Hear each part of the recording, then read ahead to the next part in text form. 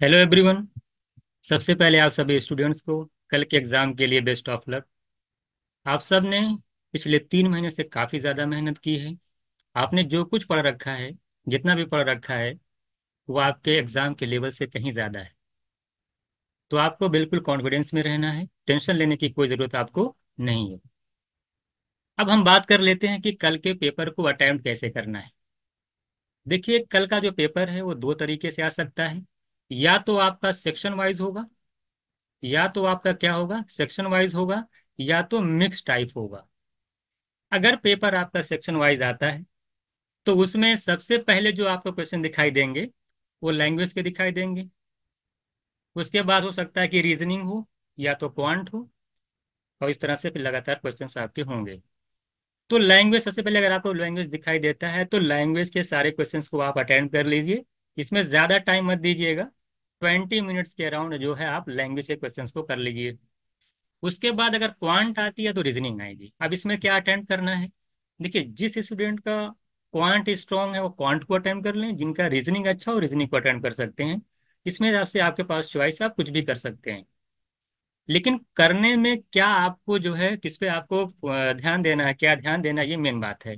जैसे अगर मान लिया आप क्वांट अटेम्प्ट कर रहे हैं, और क्वांट के मान लेते हैं कि 30 क्वेश्चन आ रहे हैं, तो हो सकता है कि उसमें जो है 3 से 4 क्वेश्चन क्वांट के अच्छे हों।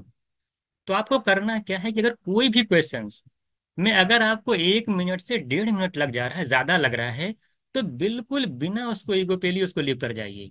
1 मिनट से 1.5 मिनट के अंदर जो भी क्वेश्चंस हो जा रहे हैं उनको करिए, जो नहीं हो पा रहे उनको लीव करके चले जाइए, उसको मार्क कर दीजिए। ऐसे आपको लगातार 30 क्वेश्चन अगर आ रहे हैं तो 30 क्वेश्चन तक एक से स्टार्ट करिए, 30 तक ऐसे ही करते चले जाइए। यानी एक फ्लो में करना है, रुकना नहीं है कि आप 5 मिनट एक क्वेश्चन में दे दीजिएगा। कोई क्वेश्चन आपने आप नहीं कैसे आ नहीं आ रहा है तो बहुत इजी क्वेश्चन है, उसमें आप 6 मिनट दे दिए, 7 मिनट दे दिए, ये बिल्कुल भी नहीं करना है। नहीं आ रहा छोड़िए, आगे बढ़िए। 1 से लेके 30 तक में यही आपको स्ट्रेटेजी अपनानी है कि रुकना नहीं है। 1 से 1.5 मिनट में जो आ रहा है उसको कर जाना है। ऐसे आप पॉइंट को अटेम्प्ट कर लिए, मान लेते हैं कि 5 से 7 क्वेश्चन आपको नहीं आए, एक से उसको आप टिक कर लीजिए, आगे बढ़ जाइए। इसी तरीके से रीजनिंग में भी यही करना है। रीजनिंग में भी आपको ज्यादा टाइम नहीं देना। ऐसा नहीं कि आप कोई मान ली सीरीज का क्वेश्चन आ गया, आपको पैटर्न समझ में नहीं आ रहा, 5 मिनट तक पैटर्न सोच रहे हैं, या किसी कोई फिगर आ गया उसमें आप ट्रायंगल काउंट कर रहे हैं, 6 6 मिनट तक ट्रायंगल ही काउंट कर रहे हैं, ऐसा नहीं करना है। रीजनिंग में यही आपको स्ट्रेटेजी अपनानी है कि जो क्वेश्चन विद इन 1 मिनट आ जा रहा है तो उसको कर लीजिए, नहीं आ रहा तो छोड़ के आगे बढ़िए।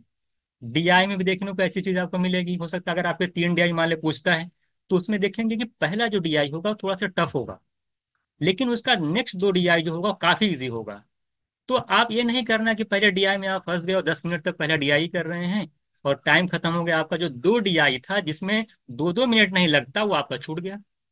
तो यहाँ ये पर, तो इस बात पर हमेशा फोकस करना है कि किसी भी, चाहे वो डीआई हो, चाहे वो रीजनिंग हो, चाहे वो क्वांट हो, किसी भी क्वेश्चंस में स्टक नहीं होना कि नहीं इसको मैं सॉल्व करके ही मानूंगा। ऐसा करेंगे आप देखेंगे आपको बहुत ज्यादा लॉस हो सकता है।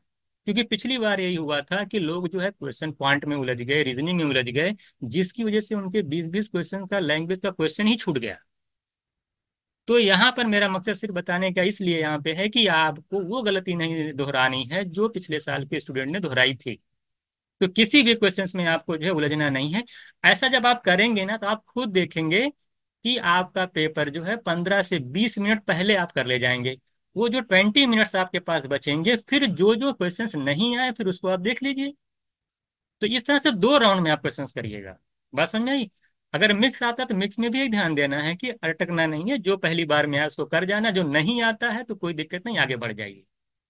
तो इस तरह से आप जब पूरा करके आएंगे आप देखेंगे अच्छा खासा आपका अटेंड भी होगा, और आपको जो है आप एक बेहतर अटेम्प्ट कर पाएंगे, कहने का मतलब ये है। और रही बात, देखिए, अगर आपको कट ऑफ के बारे में बिल्कुल टेंशन लेने की जरूरत नहीं है। आपको अपना 100% देना है, बस इसी फोकस आप अपना 100% दे के आइए। एक बार फिर से आपको एग्जाम के लिए best of luck. Thank you.